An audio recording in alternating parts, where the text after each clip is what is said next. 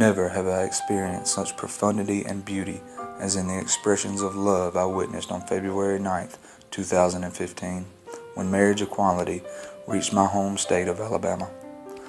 When my fiancé Stacy was contacted by the ACLU and asked to join the supporters, we sprang into action. That Sunday night was spent making signs and preparing for a long day, and at 7 a.m. on Monday, we left our small duplex in Opelika and set out for Montgomery. Born a straight man in the southern United States, I never thought I would someday be standing in front of a courthouse holding a gay pride sign while debating with a Christian on the validity of Scripture. But 8:15 a.m. found me in exactly that place. I was invited into a discussion with David Day, the lone protester, and for well over an hour we discussed the existence of God and the credibility of the Bible. David is a Christian fundamentalist, and I am an atheist. My position is that I see no empirical evidence supporting the existence of any God or gods, especially the God of the Bible. David's position seems to be the Bible, as translated by Ray Comfort. I attempted several times to get his personal thoughts and feelings on what was happening that day, but they always routed back to the Bible. For almost an hour and a half we talked, and though we don't see eye to eye, I will say this: I'll take David Day over a Fred Phelps any day. He wasn't mean or outright hateful. He was actually quite polite in his biblical bigotry.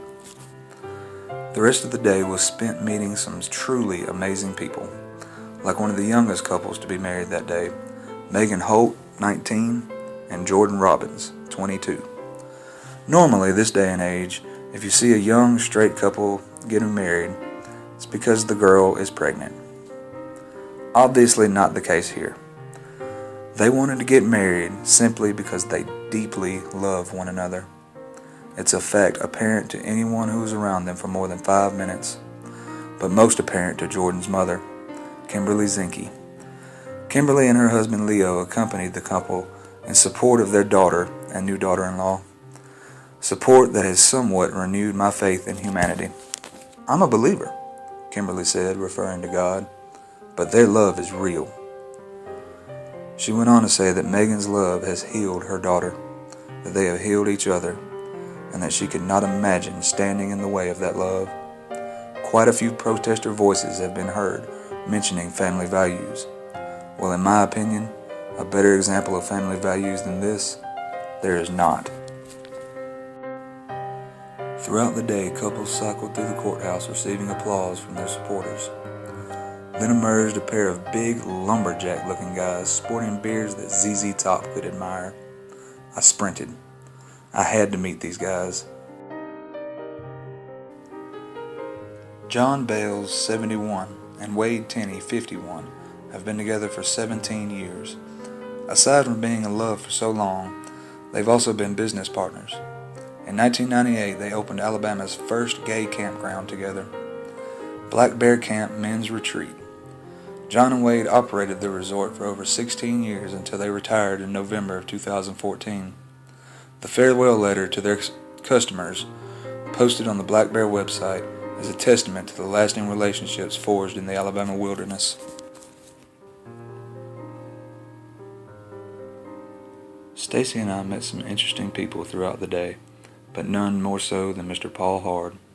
In 2011, Paul and his partner David traveled to Massachusetts to be married. Sadly, 3 months later, David was killed in a tragic car accident.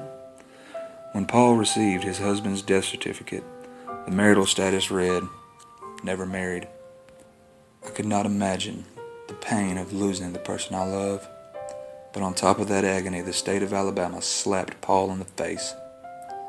Sparked by this horrible turn of events, the amazing people of the Southern Poverty Law Center have worked for the past 4 years to have this changed, and on Monday morning, Paul was handed his husband's amended death certificate, recognizing their marriage.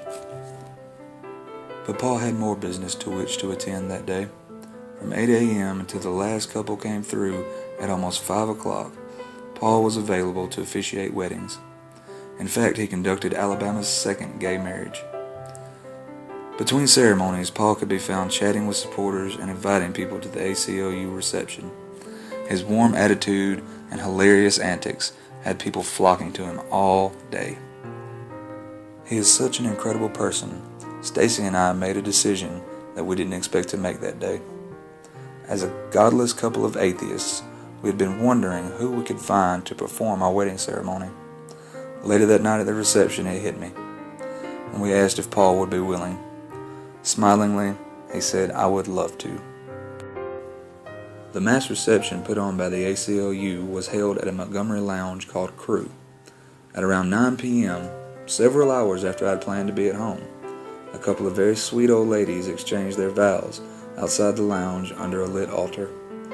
Just before the ceremony began, the onlookers were asked to move in closer. "You're all family, get in here with us," they said. Tears streamed down my face as I witnessed their long-awaited legal union. I thought of the struggle these couples have endured, being told that their relationships weren't valid. But in Alabama, it seems, the struggle is lessening with the final words of the day. By the power vested in me by the Universal Life Church, and finally, the state of Alabama, I now pronounce you wife and wife. That day rivals only the births of my children as the most significant event I've ever been a part of. Unfortunately, the fight isn't over. There are still misguided and uninformed people everywhere, doing all they can to stand in the way of love. It isn't their fault. They learned these things, and they can unlearn them too. Make your own video. Describe the love you've witnessed or experienced yourself. Show the world that love will not be stopped, that we will not stand by and allow you to diminish and slander the true connection, not just physically, but also emotionally, mentally, and spiritually binding these people together. You will hear us. You will see us. And sooner or later, you will have no choice but to recognize us.